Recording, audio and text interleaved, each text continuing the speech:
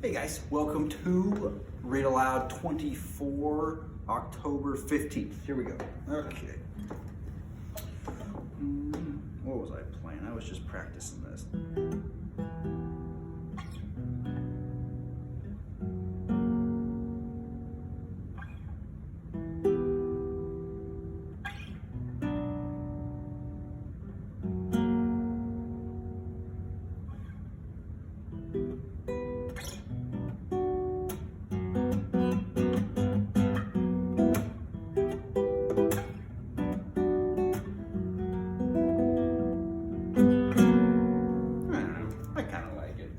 Okay, here we go. Where were we? Oh yeah, stay on the path.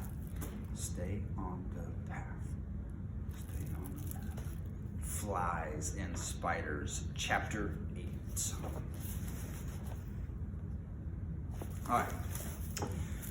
They walked in single file. The entrance to the path was like a sort of arch leading into a gloomy tunnel made by two great trees that leant together, too old and strangled with ivy and hung with lichen to bear more than a few blackened leaves.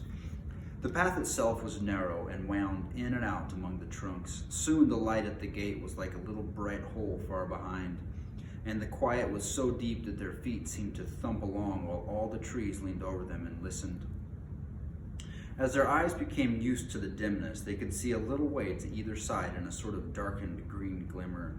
Occasionally, a slender beam of sun that had the luck to slip in through some opening in the leaves far above, and still more luck in not being caught in the tangled boughs and matted twigs beneath, stabbed down thin and bright before them.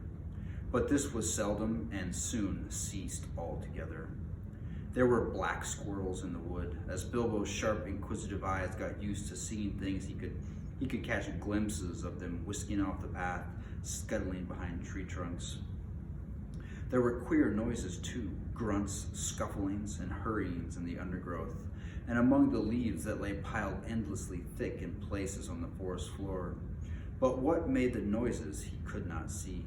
The nastiest things they saw were the cobwebs. Dark, dense cobwebs with threads extraordinarily thick, often stretched from tree to tree or tangled in the lower branches on either side of them. There were none stretched across the path, but whether because some magic kept it clear or for what other reasons they could not guess. It was not long before they grew to hate the forest as heartily as they hated the tunnels of the goblins, and it seemed to offer even less hope of any ending.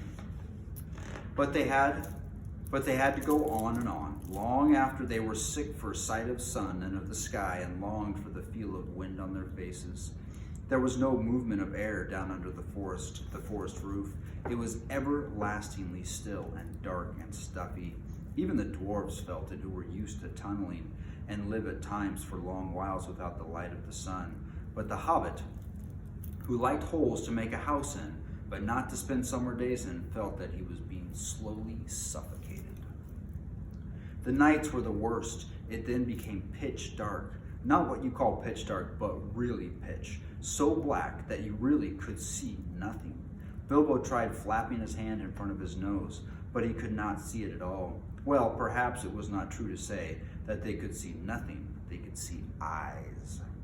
Well, perhaps they could see eyes. They slept all closely huddled together and took in turns to watch. And when it was Bilbo's turn, he would see gleams in the darkness around them. And sometimes pairs of yellow or red or green eyes would stare at him from a little distance and then slowly fade and disappear and slowly shine out again in another place. And sometimes they would gleam down from the branches just above him, and that was the most terrifying. But the eyes he liked the least were horrible, pale, bulbish sort of eyes. Insect eyes, he thought, not animal eyes, only they are much too big. Although it was not yet very cold, they tried lighting watchfires at night, but they soon gave that up. It seemed to bring hundreds and hundreds of eyes all around them, though the creatures, whatever they were careful never to let their bodies show in the flicker of flames. Worse still, it brought thousands of dark gray and black moths, some nearly as big as your hand, flapping and whirring around their ears. They could not stand that, nor the huge bats, black as Top Hat either. So they gave up fires and sat at night and dozed in the enormous, uncanny darkness.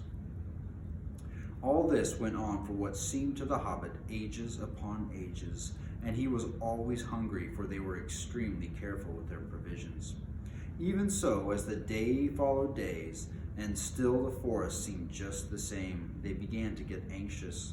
The food would not last forever. It was in fact already beginning to get low.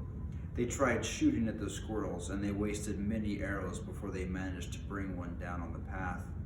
But when they roasted it, it proved horrible to taste, and they shot no more squirrels. They were thirsty too, for they had none too much water, and in all the time they had seen neither spring nor stream.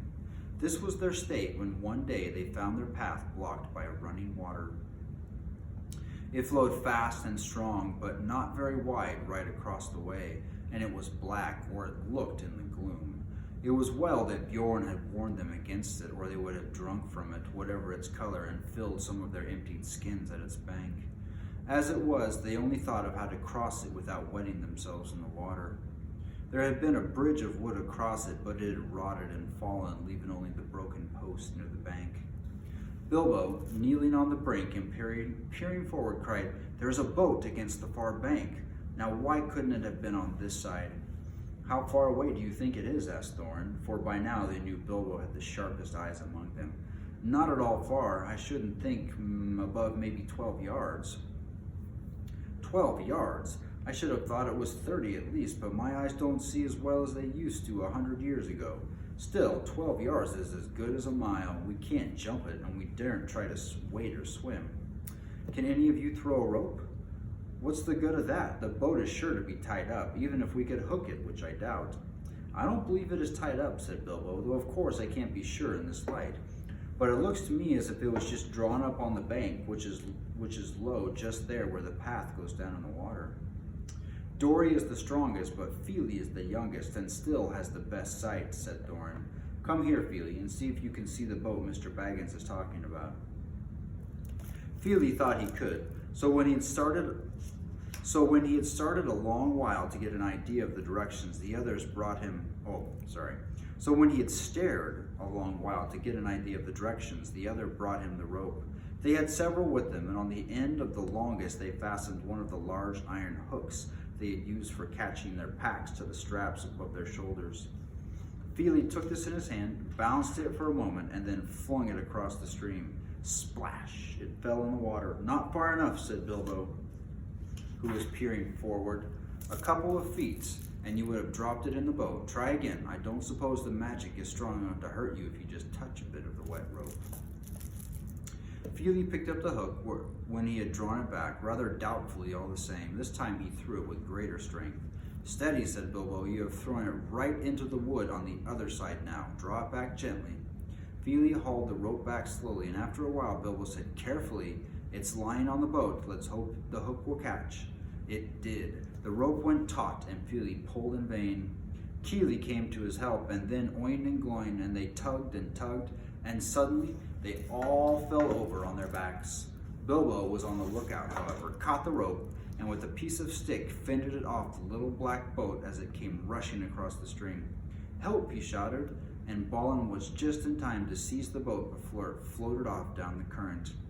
"It was tied after all," said he, looking at the snapped painter that was still dangling from it. "That was a good pull, my lads, and a good job that our rope was the stronger." "Who will cross first?" asked Bilbo. "I shall," said Thorin, "and you will come with me, and Fili and Balin. That's as many as the boat will hold at a time. After that, Kili, Oin, and Gloin, and Dory. Next, Ori and Nori, Bifur and Bofer, and last, Dwalin and Bomber." "I'm always last, and I don't like it," said Bomber. "It's somebody else's turn today."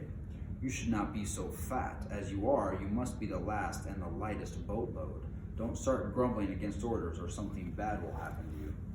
"There aren't any oars. How are we going to push the boat back to the far bank?" asked the Hobbit. "Give me another length of rope and another hook," said Fili, and when they had got it ready, he cast it into the darkness ahead and as high as he could throw it. Since it did not fall down, they saw that it must have stuck in the branches. "Get it now," said Fili, and one of you haul on the rope that is stuck in a tree on the other side, and one of the others must keep hold of the hook we used at first. And when we are safe on the other side, we can hook it on, and you can draw the boat back." In this way, they were all soon on the far bank, safe across the enchanted stream. Dwalin had just scrambled out with the coiled rope on his arm, and Bomber, still grumbling, was getting ready to follow when something bad did happen. There was a flying sound of hooves on the path ahead. Out of the gloom came suddenly the shape of a flying deer.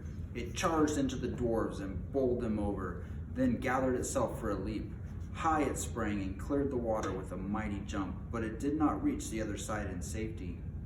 Thorn was the only one who had kept his feet and his wits, and as soon as they had landed, he had bent his bow and fitted an arrow in case any hidden guardian of the boat appeared. Now he sent a swift and sure shot into the leaping beast. As it reached the further bank, it stumbled. The shadows swallowed it up, but they heard the sound of hooves quickly falter and then go still. Before they could shout in praise of the shot, however, a dreadful wail from Bilbo put all the thoughts of venison out of his mind. "Bomber has fallen in! Bomber is drowning!" he cried. It was only too true. Bomber had only 1 foot on land when the Hart bore down on him and sprang over him. He had stumbled, thrusting the boat away from the bank, and then toppled back into the water, his hands slipping off the slimy roots at the edge, while the boat span slowly off and disappeared. They could still see his hood above the water when they ran the bank. Quickly they flung a rope with a hook towards him. His hand caught it and they pulled him to the shore. He was drenched from hair to boots, of course, but that was not the worst. When they laid him on the bank, he was already fast asleep. With one hand clutching the rope so tight that they could not get it from his grasp, and fast asleep he remained in spite of all they could do. They were still standing over him, cursing their ill luck and Bomber's clumsiness, and lamenting the loss of the boat, which made it impossible for them to go back for the Hart, when they became aware of the dim blowing of horns in the wood, and the sound as of dogs baying far off. Then they all fell silent, and they sat. It seemed they could hear the noise of a great hunt going to the north of the path, though they saw no sign of it. There they sat for a long while and did not dare make a move. Bomber slept with a smile on his face, as if he no longer cared for all the troubles that vexed them. Suddenly on the path ahead appeared some white deer, a hind and fawns as snowy white as the Hart had been dark. They glimmered in the shadows. Before Thorn could cry out, 3 of the dwarfs had leapt to their feet and loosed arrows from their bows. None seemed to find their mark. The deer turned and vanished into the trees as silently as they'd come, and in vain the dwarfs shot their arrows after them. "Stop! Stop!" shouted Thorn, but it was too late. The excited dwarfs had wasted their last arrows, and now the bows that Bjorn had given them were useless. Okay, that's it. Thanks, guys.